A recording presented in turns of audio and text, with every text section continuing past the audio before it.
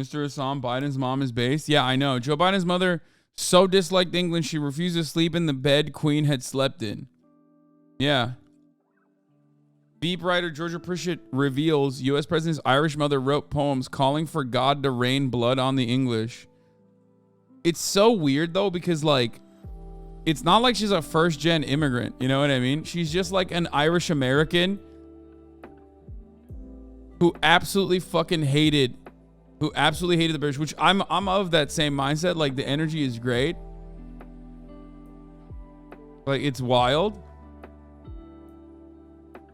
As a seventh generation Celtic American, it's like, that's such an odd thing about American. I mean, it's not odd, I guess. It's like a big part of like American identity in a way where you can like deviate away from the monolithic like Amerifat mentality is by claiming Irish heritage when you're like a seventh generation Irish person.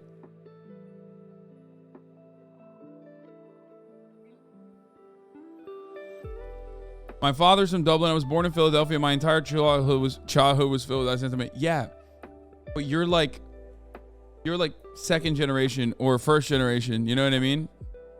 How does that work? Are you first generation? I guess you're first generation. Like that makes sense. The second generation, that makes sense to like at least kind of get it a little bit.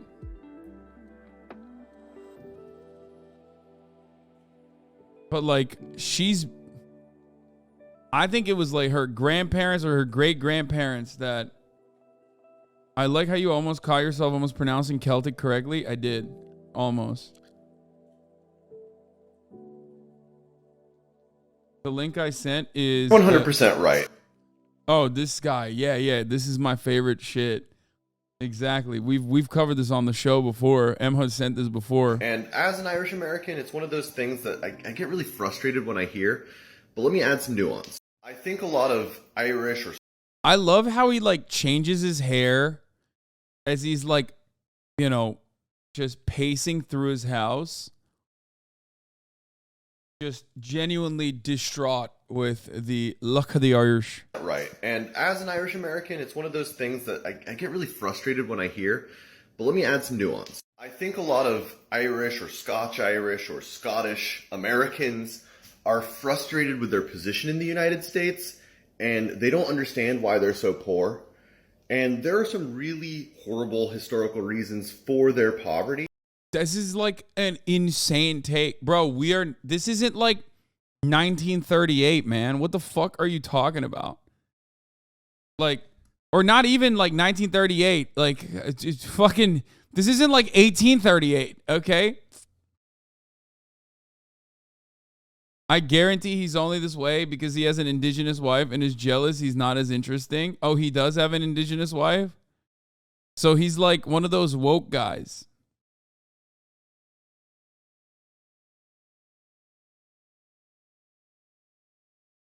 Bro, doing CRT for Irish people. It's just like funny because, bro, there's like literal problems that Irish people have to go through in Ireland currently. There's also problems that like everyone personally has to go through in America, regardless of whatever their fucking background is. Like trying to tack on like an additional bit of sauce. Like you're, being treated like black people in this country is wild, okay? And they want an excuse that explains why they're in that situation. And when they hear about indentured servitude, they're like, that's like slavery. We were slaves. And no, but that doesn't mean it was good.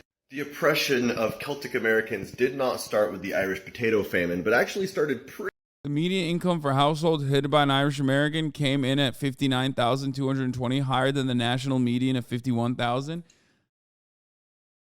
I love this shit, dude. I fucking love it. It's like Italian Americans do this, Irish Americans do it.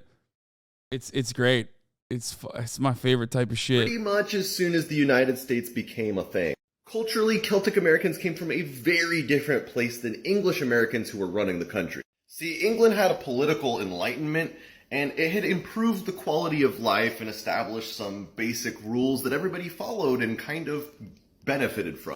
The Celtic parts of British and Ireland were pretty much just gang warfare 24/7. I mean, what is a Scottish clan really but a gang? As you might imagine, English settlers in America didn't really like the Celtic people, so they made them settle in the interior of the colonies. Reason number one was just to get them away from the cities, and reason number two was they could act as a buffer between Native Americans and the colonies. 100% right. Yeah, the historical relevance of that has been completely eviscerated. I'm sorry. Like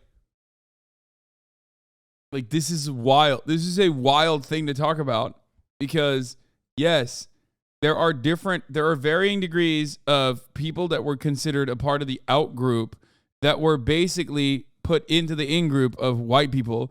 Irish people are a great example of this. Okay? And once you are a part of the in group, you basically, if this guy actually literally understood CRT, he would not make this argument. He would basically just say, yeah, here's why it's different. Here's why it's silly to make a comparison. So he's right. No, there is no contemporary ramifications for this. Okay? What the fuck do you mean? That's an insane take, dude.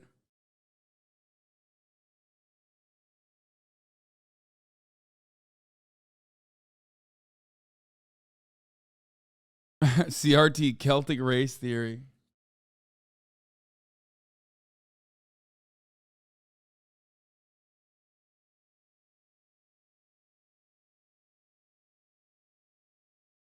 Now, listen. Can't understand the generational trauma I feel when I see the leprechaun being used as a mascot for breakfast cereal. Yeah. This guy had to grow up being called the M word and you laugh? Wait, what's the M word?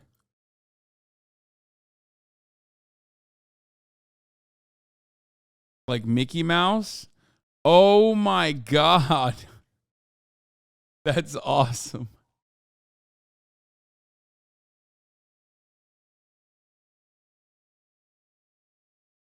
So,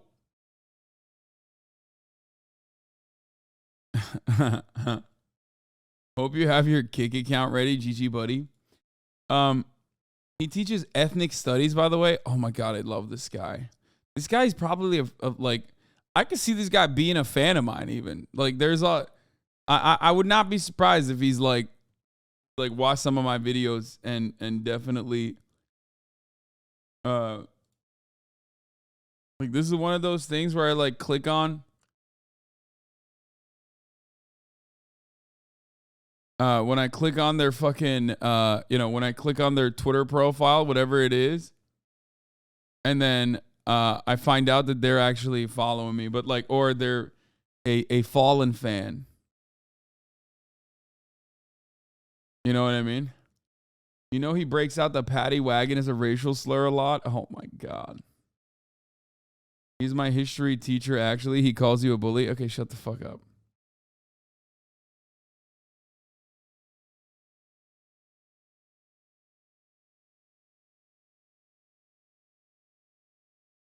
Anyway,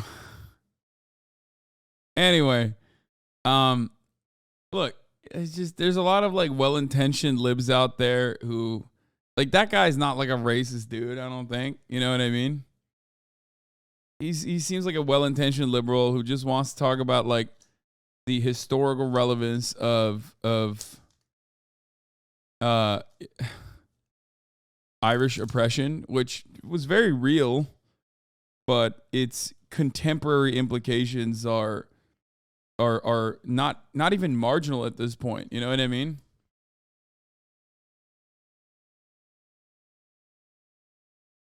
It's just like virtually non-existent.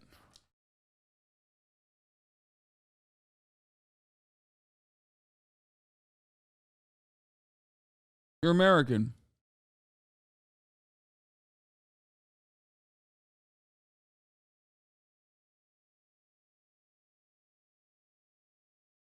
Anyway, You just don't want to talk about how ginger is a slur. The Irish are the ancient Phoenician. That's why they've been oppressed. Sure. You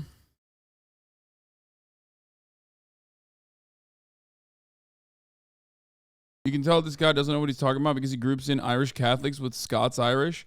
Well, he's talking about that from the perception of Americans. So, unless you are like straight white Anglo-Saxon from England, the times that he's talking about, the time frame that he's talking about is like literally,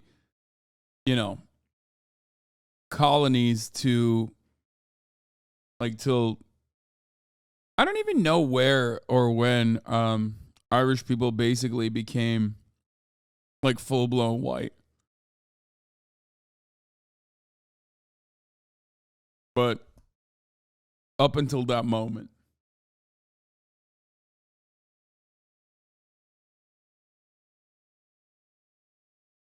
Theo Vaughn with an anti-capitalism take on school shootings.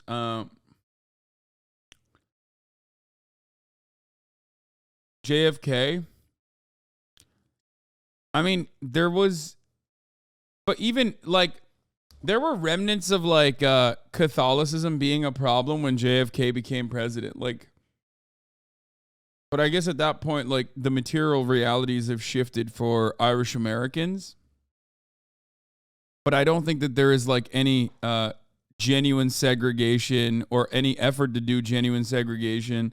I can't speak on how, I can't speak on, whether or not, I can't speak on whether or not during the JFK, during the JFK presidency, like if there was legitimate, any kind of like serious segregation or efforts to segregate. But I do know that JFK being a Catholic, like an Irish Catholic, was a big deal for sure. I mean, he was the first. Joe Brandon is only the second. This country was built and has been led by WASPs almost in perpetuity. So I do know for a fact that John Fitzgerald Kennedy being Irish was a big deal. Like, people did not receive that too well.